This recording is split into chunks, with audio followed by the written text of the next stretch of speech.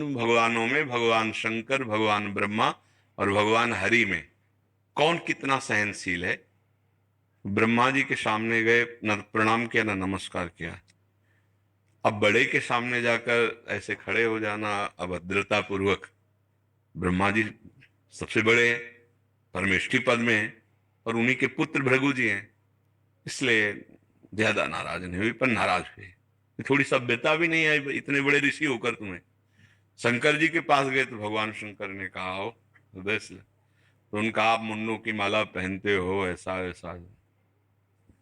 त्रिशूल उठाया कि अभद्र शब्दों का प्रयोग नहीं।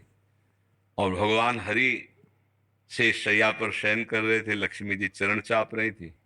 भृगु, भागवत में आया है, भृगु जी गए और एक लात मारी सीधे छाती पे भगवान की।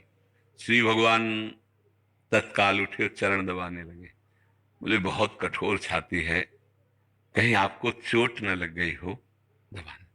अगर मुझे पता होता कि आप आ रहे हो तो मैं आपकी अगवानी करता।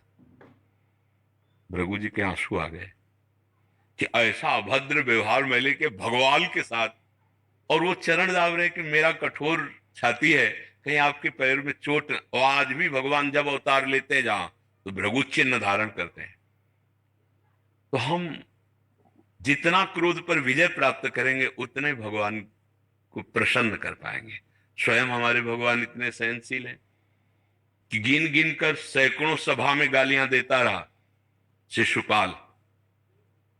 पर जब भगवान पांडव कौरवों के मध्य में सर्व अग्र पूजा हुई राजसी में ना, फिर उसने गालियां शुरू की। भीष्म जी ने रोका कि अगर भगवान की निंदा की तो मैं इसे मार डालूंगा। भगवान ने इशारे से कहा कि शांत हो जाइए, क्योंकि तुम्हारे द्वारा मरने वाला नहीं है, मेरा पार्षद है, कोई साधारण नहीं है।